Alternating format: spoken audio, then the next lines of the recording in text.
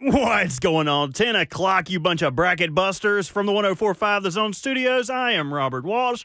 Last of the play-in games as the madness fully envelops us last night. Grambling over Montana State 88-81. Colorado taking it to Boise State 60-53. Both of them on to the big dance. And the big dance starts today. Actually, right after the Buck Rising show, you can listen to Michigan State and Mississippi State at 11:15 right here on 104.5 The Zone. Vols take on St. Peter's tonight at 8:20. And those excited about a potential homecoming for Derek Barnett, do not hold your breath. Signing a one-year deal to return to the Texans in 6 games, compiling 2.5 sacks, 8 tackles for a loss, and 11 quarterback hits. For all your foundation repair and waterproofing needs, this is 104.5 The Zone.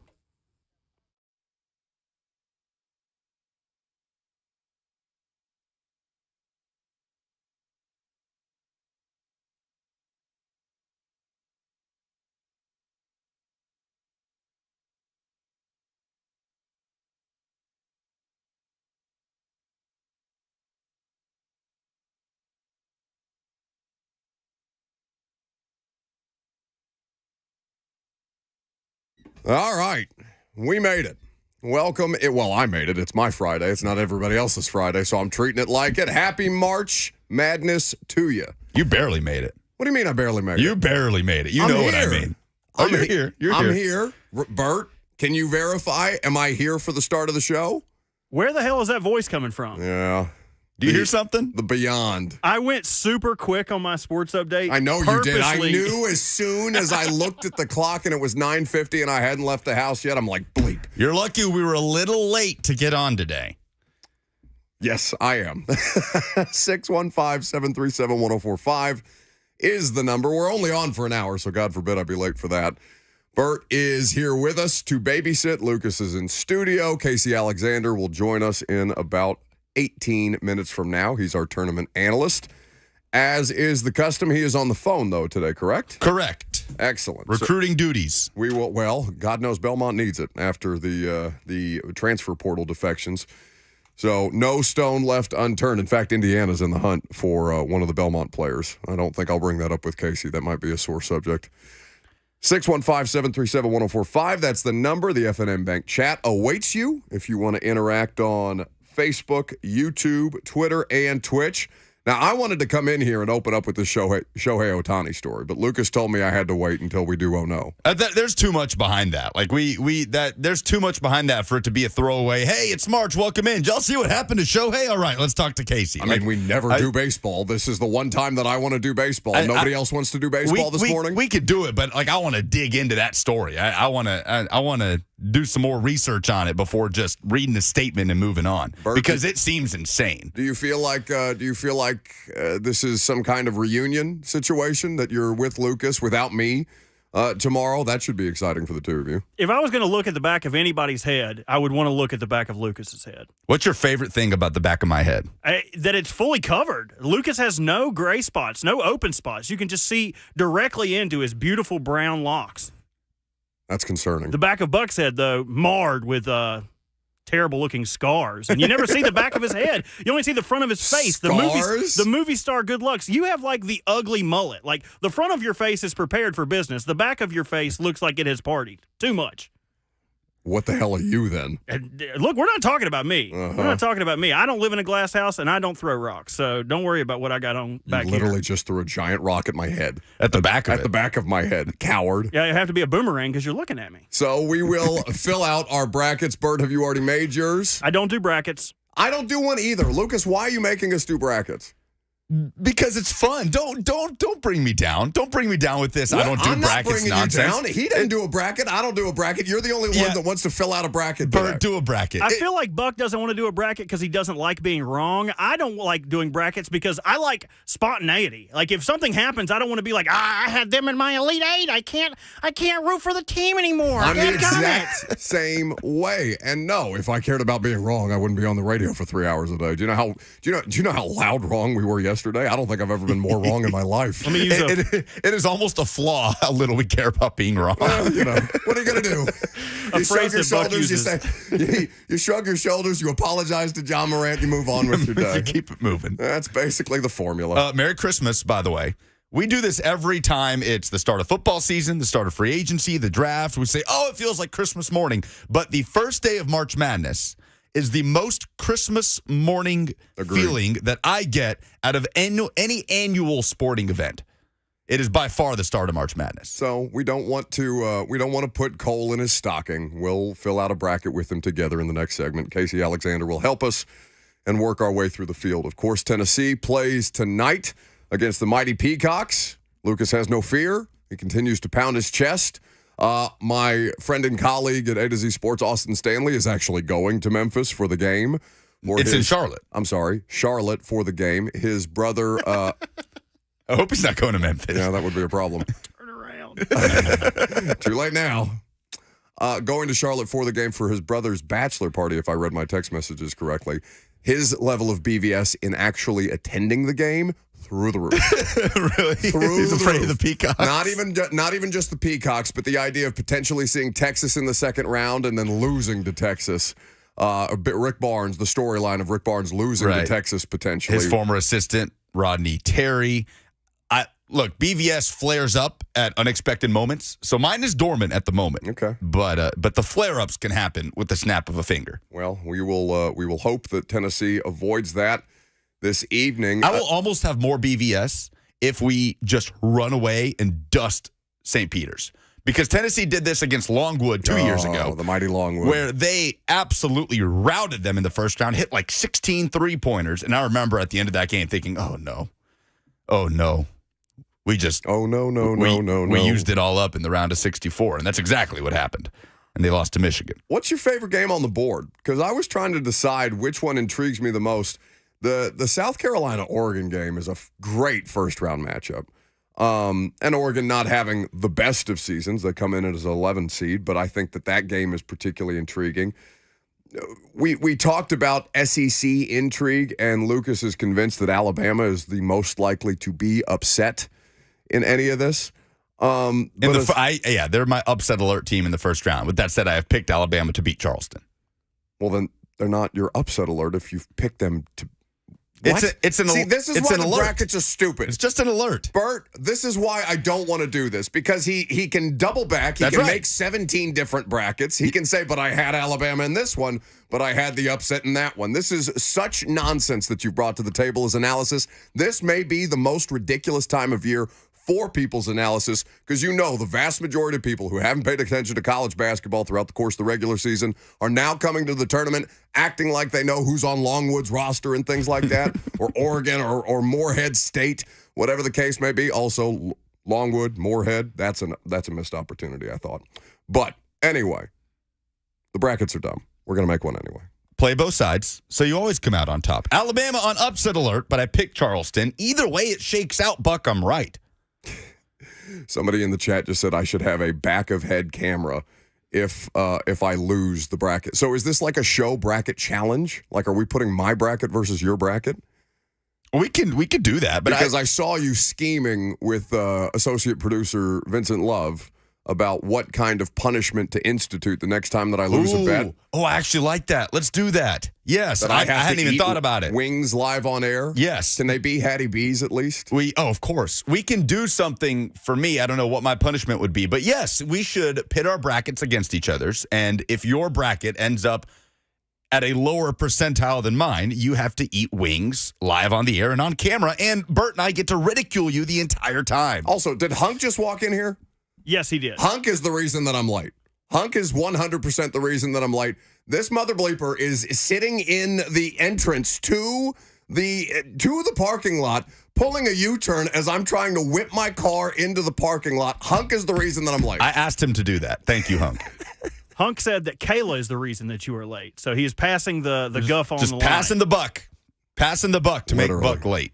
Accountability, not a strength around here. I do have a punishment for Lucas and I's side of the table, if you'd allow it. Well, you were feeding me, and then your drunken stupor on St. Patty's Day. I told you these? You were feeding me various punishments to remember for you. In fact, I don't know if you remember this portion of the afternoon. Oh, no. But I have a section in my notes app that is just labeled, well, I don't want to hold my entire notes app there for people, but it's just labeled Bert Bet Punishments. Oh, no. Why did I tell you? How much did you force You don't feed remember me? this? No, no. How much did I force feed you? Yes, it was me drowning you in prickly pear margaritas at Monday Night Brewing. That was not me. That was my girlfriend asking you why you were babysitting. She hit Cheyenne. She's been hanging out with me too much. She bullied me. She hit a Buck with the, how much money did you make? And he was like, what do you mean? You know, because Buck's got the deep pockets. She was like, to babysit that drink over there.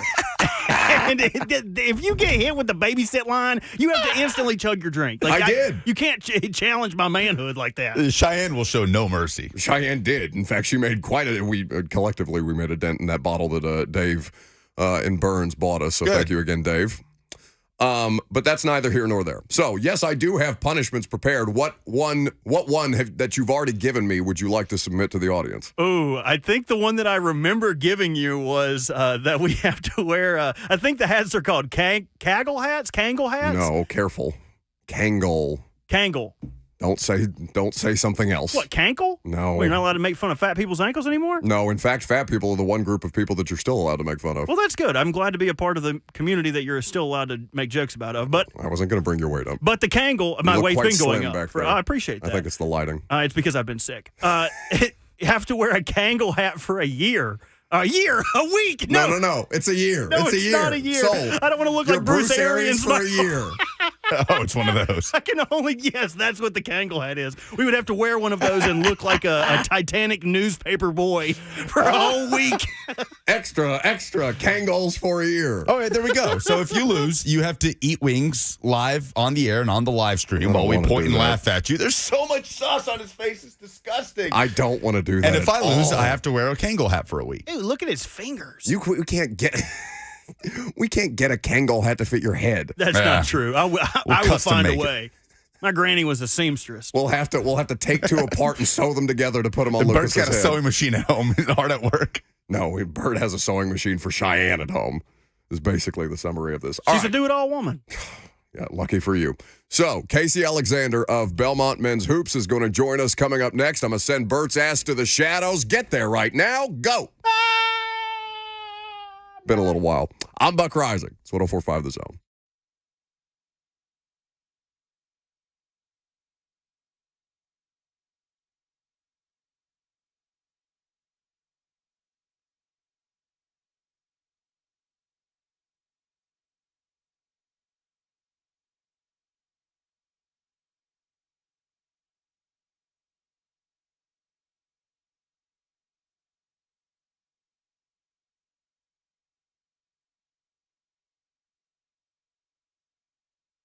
Something else that Bert suffers from, erectile dysfunction. If you need it, the Tennessee Men's Clinic is here to help you. Guys like Bert struggle with this all the time. Insecurities are okay to have, but the Tennessee Men's Clinic is the best support system in place to make sure that you can get right. They have been treating guys like Bert for over a decade, and they are here to help you with non-surgical solutions. The Tennessee Men's Clinic has multiple providers here in downtown Nashville, close to where we are, and in Cool Springs to make sure that you can get the proper treatment path that you deserve.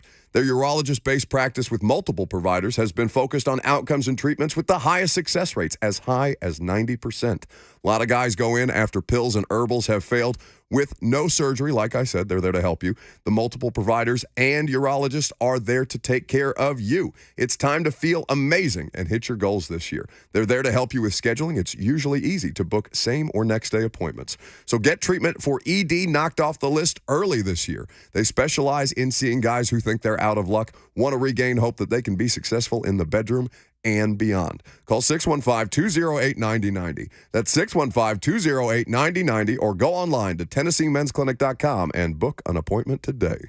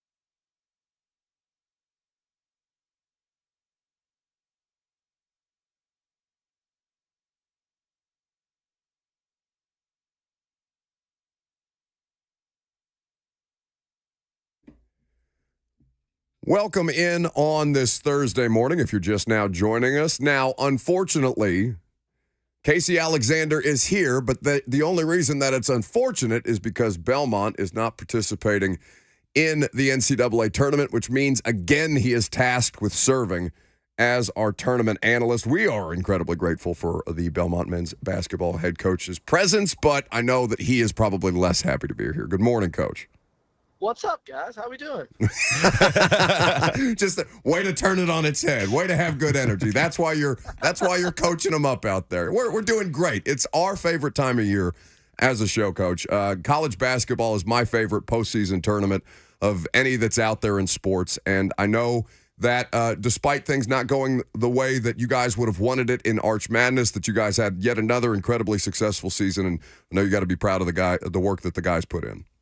20 wins is always a nice little benchmark. We got there. A little bit more of a roller coaster this season than we wanted it to be, but definitely proud of our players and what we accomplished. You know, when you've been in the NCAA tournament multiple times, I will admit it's not quite as much fun to watch it and support it, but it's still the best time of the year. So let's all enjoy these next few weeks. Absolutely. So UConn as the defending national champion, why should people be looking at UConn and viewing them any differently than they might otherwise as the defending champion, other than this tournament is as random as it gets when it comes to postseason play?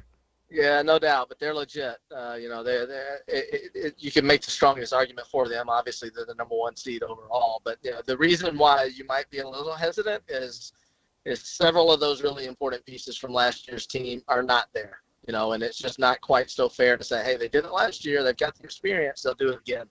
There's so many good teams out there, but I wouldn't bet against them. I mean, they have all the pieces. They're playing really well right now. You go to the Big East tournament and you win it, then you're in the conversation, and any kind of praise that they're receiving is warranted.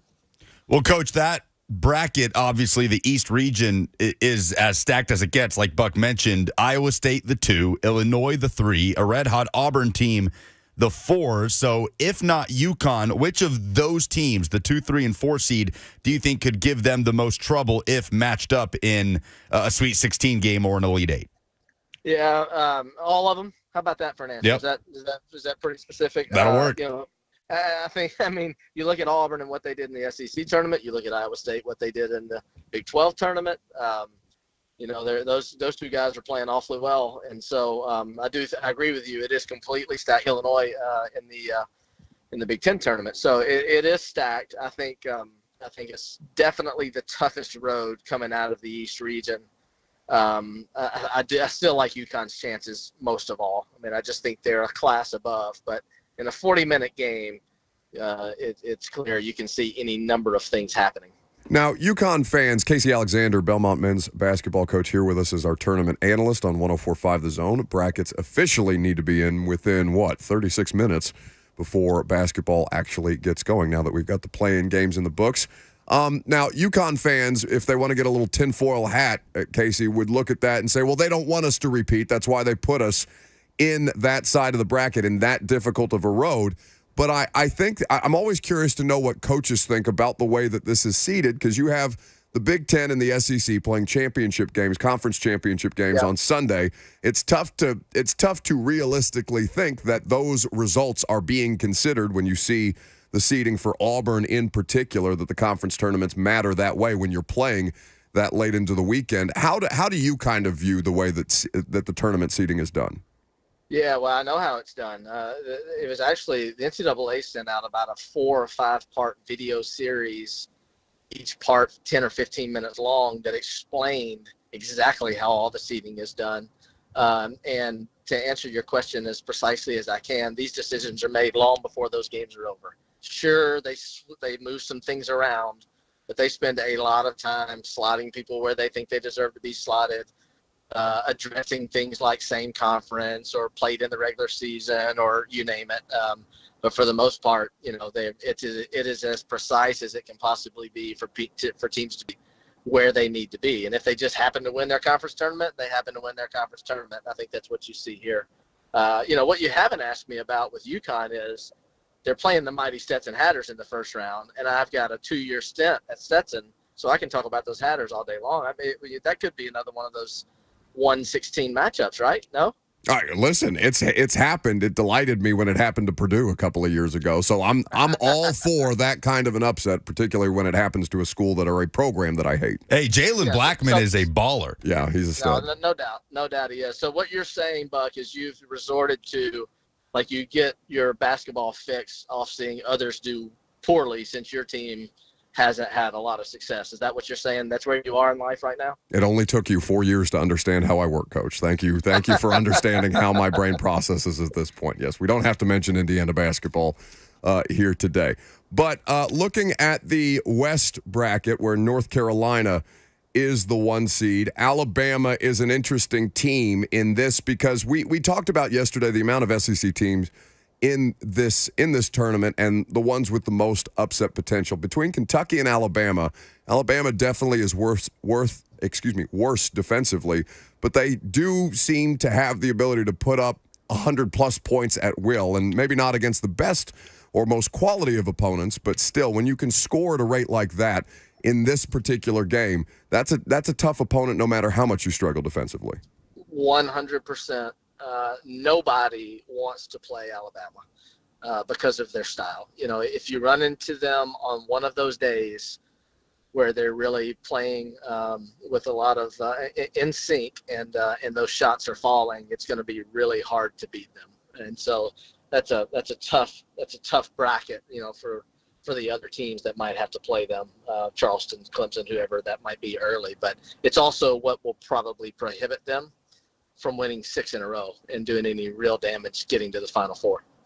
So let's say Alabama gets past Charleston, Coach, in the first round, and I know nobody cares about everybody's upset picks, but if you have, like I do, Grand Canyon upsetting St. Mary's as a 12-5 in the West and playing Alabama in the second round, what would that matchup be like for Grand Canyon, as Bryce Drews had another great year there? They rank top 65 in the country in offensive and defensive efficiency. They've got a star that they can kind of turn to in Tyon Grant Foster. But again, Alabama's play style could match up with anybody. It could also work to their detriment, it feels like, against anybody because of their defense.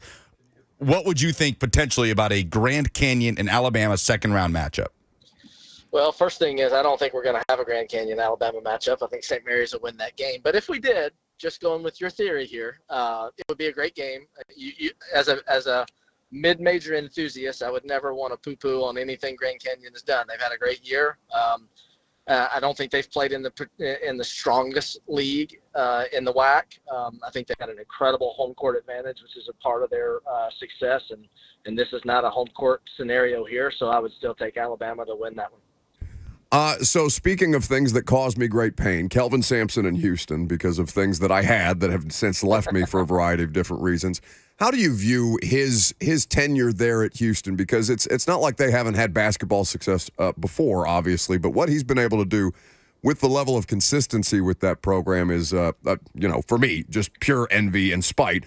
But for the rest of the country, he has been able to maintain a level of competitiveness that I know Houston fans must really enjoy. Outrageously impressive. I mean, there's no other way to look at it. It's not by accident. There's no fluke here. I mean, he has assembled a team, defensive-minded, toughness, gritty, rebounding, and that plays to his style. Those guys really play hard for him. You know, the biggest part of coaching is the players taking ownership of who you are and what you want them to do, and his guys do that as well as anybody, and that's the reason why you're seeing the success. I mean, for him to get Houston to the Final Four a couple of years ago and then stay at that level and then walk into the Big 12, who, you know, most people believe is the best conference in the country, and win it going away being the best team. I mean, it is remarkable what that program has done and kind of where it is, and as long as he's there, where it's going to stay. I mean, there's no one set, what you've described about getting that level of buy-in and accountability from a team, especially in today's landscape for collegiate athletics, for lack of a better term. What approaches have you taken throughout the course of the years? And I know no one team is the same as another, so I'm sure that has varied for you in not just at Belmont, but in various stops. What do you think it takes at its core, though? Being yourself.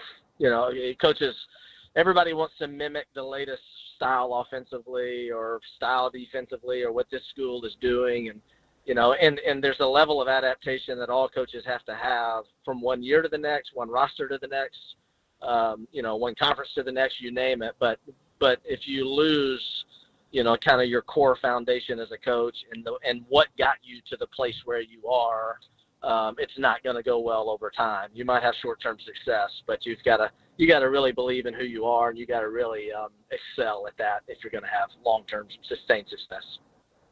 Coach Casey Alexander of Belmont men's basketball is kind enough to join us. Even while he is out recruiting, he makes time for the radio show to break down the March Madness tournament. I-40 West. Watch out for you got any Belmont flags or stickers on the back of the car that people can honk when they see you pass by?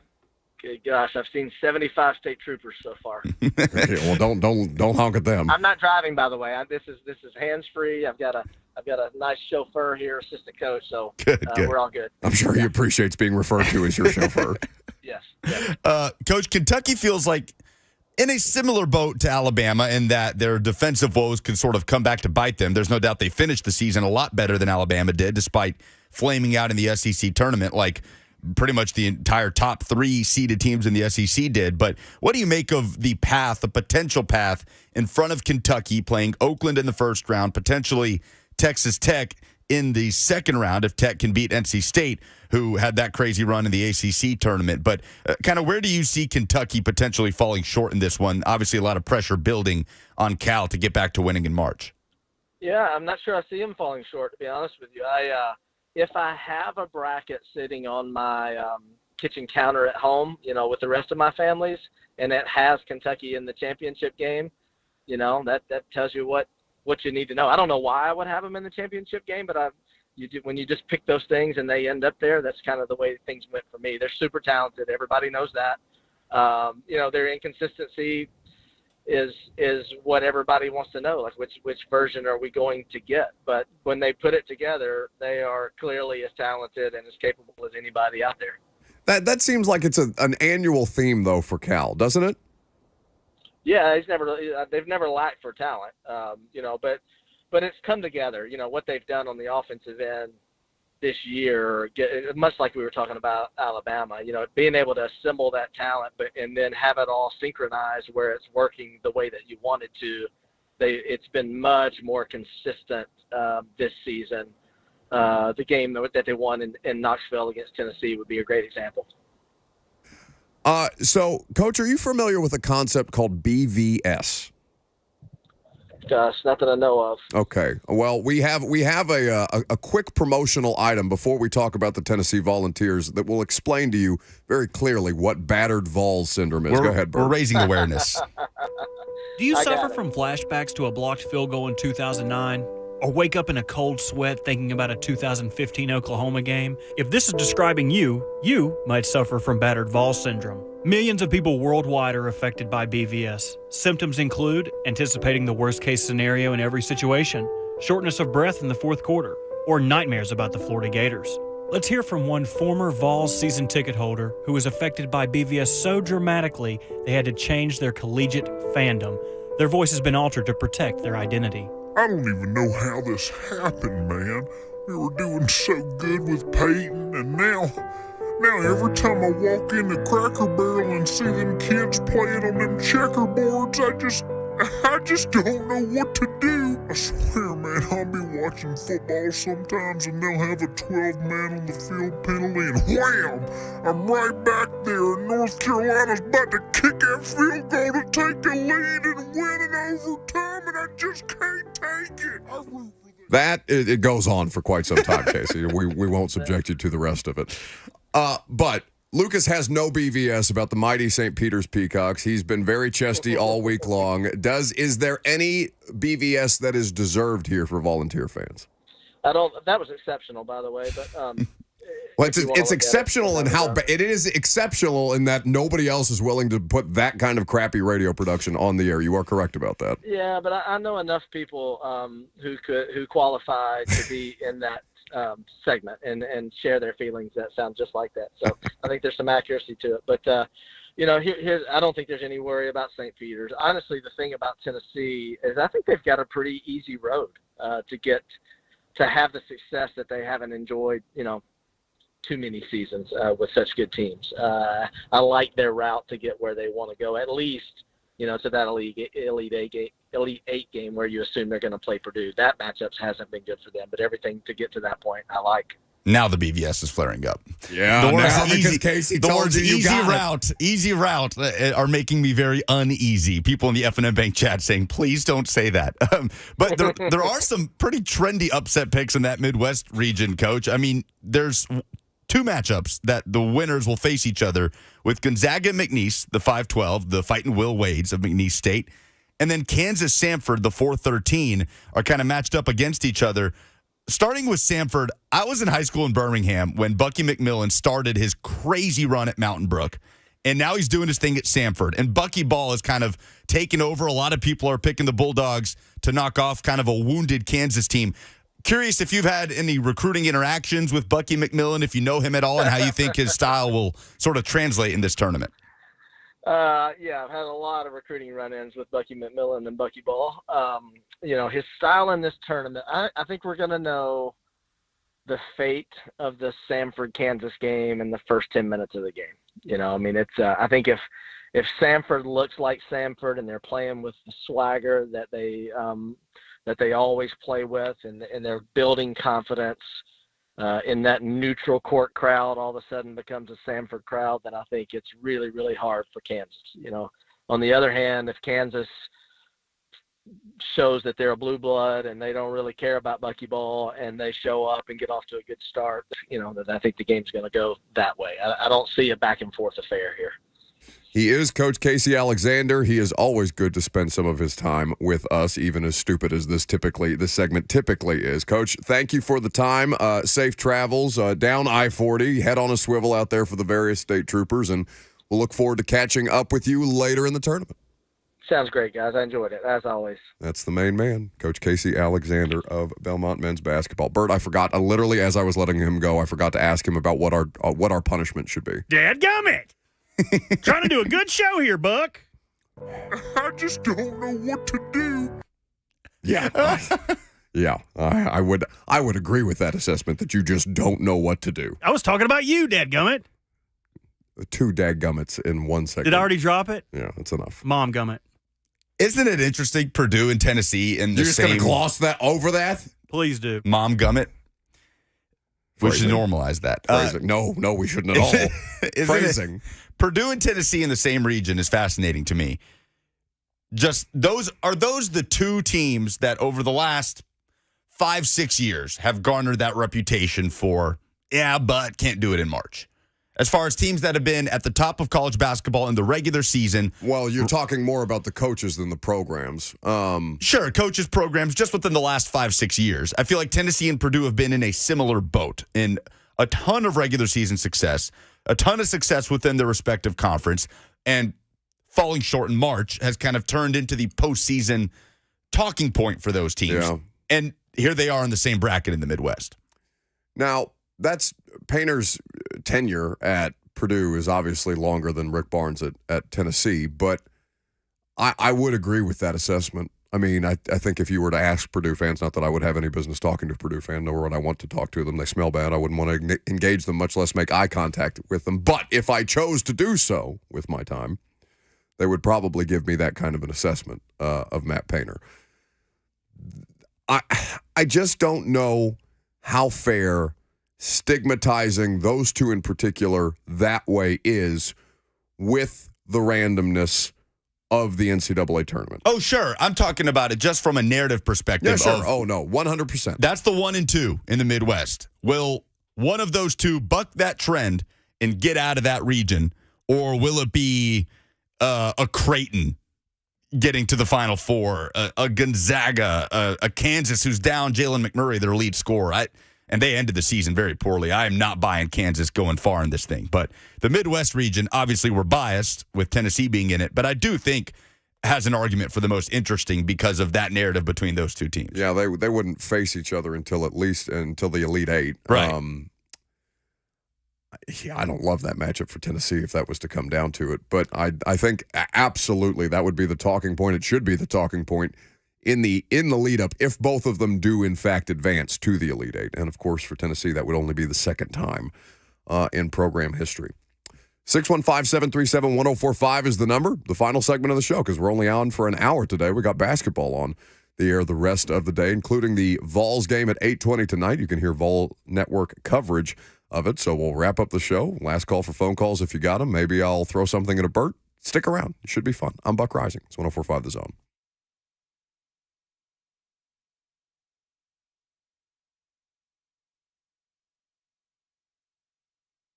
QC Kinetics is here to help you if you are struggling with nagging joint pain. Don't let it bog you down now that the weather is starting to warm up. The sun is shining. You want to be able to walk and run and play golf and climb stairs and do all of the things that you need to do at this time of year without that nagging joint pain. As I said, QC Kinetics is the nation's leader in regenerative medicine, and they are here to help you. They're literally transforming lives. Their advanced treatments harness your body's own ability to restore and repair damaged joint tissue. Pro athletes have been doing this for decades, but now this life-changing treatment is available for you. No pain pills, no risky surgery. It's an all-natural solution. QC Kinetics has tens of thousands of satisfied patients who have reclaimed their mobility. So take action now and live your best life this spring and summer. Call QC Kinetics for a free consultation at 615-249-4024. That's 615-249-4024.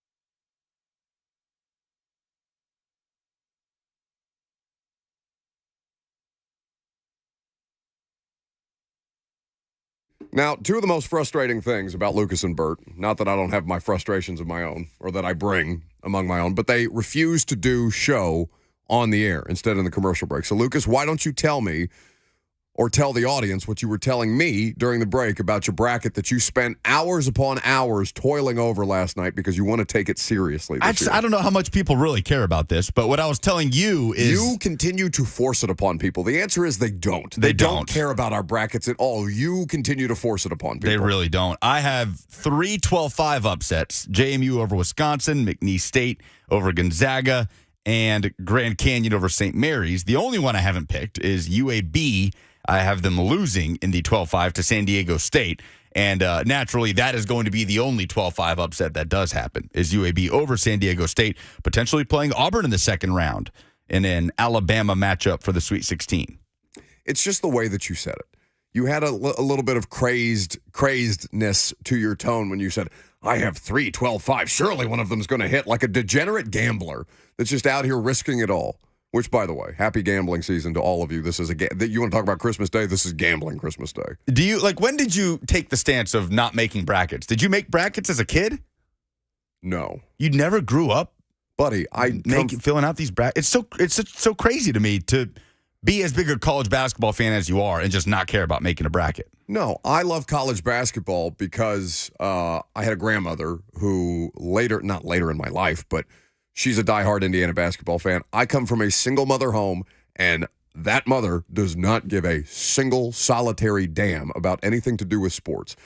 I told you that I texted her about the Jimbo Fisher contract because I like to see what her reaction is from time to time when she realizes how much money is being spent in sports, college or pro, as opposed to, on Cures for Cancer or in terms of the school system or something like that, because her outrage makes me giggle, even though she's probably right. So no, I did not. I grew up as far away from this stuff as could be possibly imagined, and had to discover the joy of college basketball on my own. Kyle from Springfield on the FNM Bank chat says none of the 1 seeds advance to next weekend. Yeah. It's very bold. Okay. Very bold. I'm very happy for you, Kyle. Good luck and God bless. See, I would love that, though. This is the only thing that I don't like about the tournaments. Nobody cares who you picked, right? Like, no, people, I care about the games. That's why I don't make the brackets. You don't care who I have in my Final Four. Do you actually? Like, Nah. if I read you my Final Four as I look at a blank one in front of me, are you going to sit there are you going to want to take issue with it? Are you going to try to pick it apart? No, you're going to shrug your shoulders. You're going to wait till I'm done talking. Then you're going to tell me who you have in your Final Four. And that's the way this whole dumb thing works. Yes, indeed. But it's great. If you enjoy it, if you do it in a bracket pool, like in an office pool and all these different kind of things, I'm not here to take that away from you. I just don't like it as serious analysis because there's maybe 10 people on television right now who know what the hell is actually going on in college basketball who are qualified to pick these things.